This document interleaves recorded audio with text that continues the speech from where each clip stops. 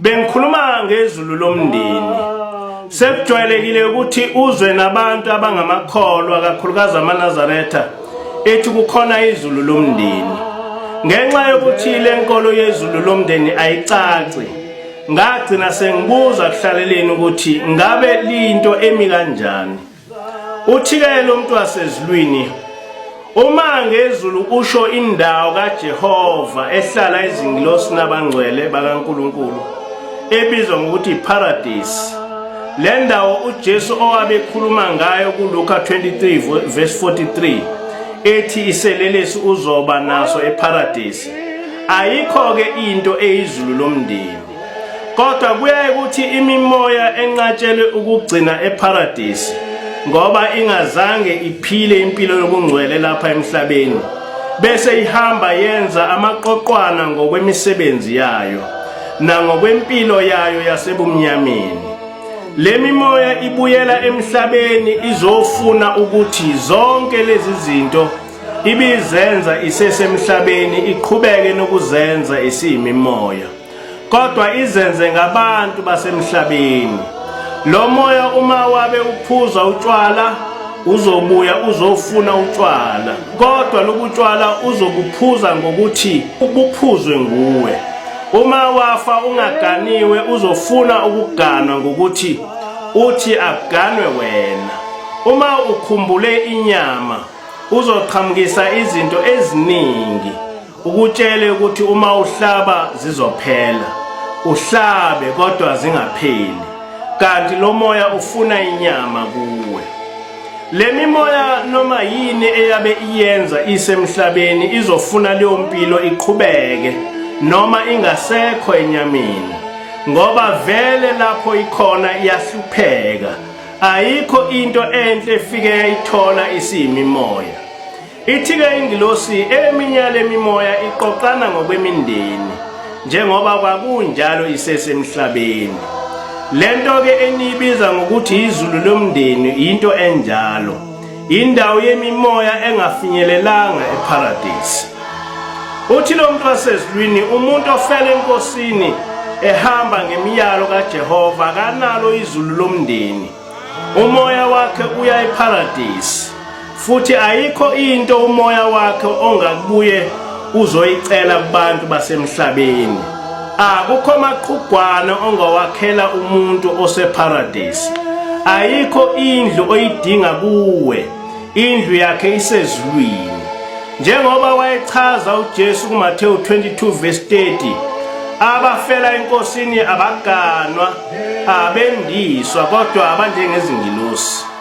Ithi-ke ingilosi yonke lemikhuba yokuthi umuntu uganelwa umuntu osewafa, izinto zemimoya esuke ingenandawo ezulwini, bese ifuna ukuzokwakha izulu layo emindenini, yakhelwe amaqhugwane bese-ke iyabusa wena uhlupheke.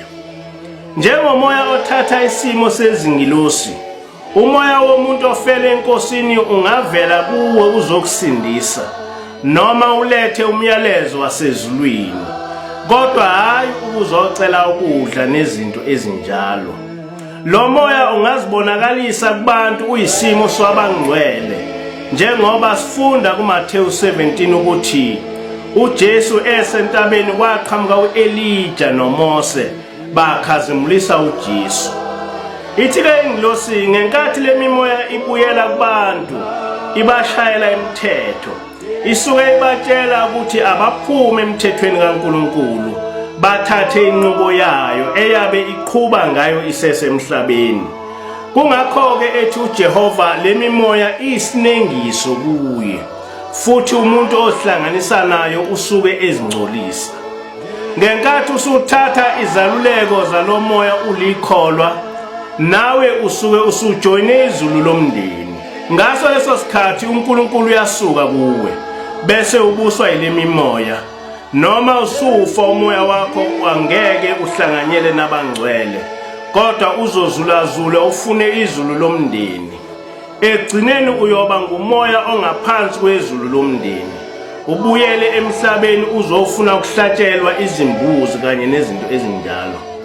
Uma-ke usuphila ngaphansi kwezulu lomndeni, ulandela izimfundiso zalemimoya eziphambene nezimfundiso zikaJehova. Ngenkathi ethi uJehova ungabahlabeli abanye onkulunkulu ngaphandle kwakhe, wena ufundisa abantu ukuthi abahlabele imimoya abantu abafileyo.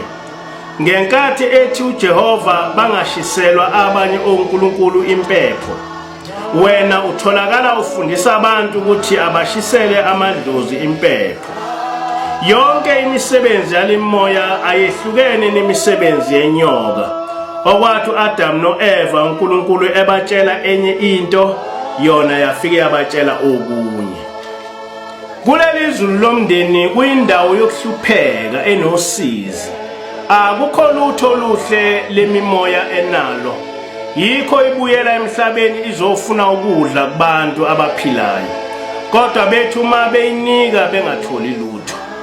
Yikho kwenza ukuthi uma lemimoya ihlala kubantu bese bayagula, bahlupheke, abanye beze bagcine ngokufa. Kungenxa yokuthi basuke bembethwe imimoya engcolile, nayo eyabe vele ihlupheka, eminye imibi ngezindlela ezahlukene. Yikho wathi uJehova otholakala enalomoya akabulawe. Yikho kwenza ukuthi uJehova ambulale uSawuli ngokuthola ukuthi uye kokhothamela umuntu onalomoya. Lo moya uma ufika kubantu abangcwele ufike uphikisane nokushiwo nguJehova, ufune ukuthi nawo ukhonzwe, ulalelwe, wesatshwe. Kutholakale abantu sebesaba lemimoya ngaphezu kukaJehova, besatshiswe ngayo, hayi ngoJehova.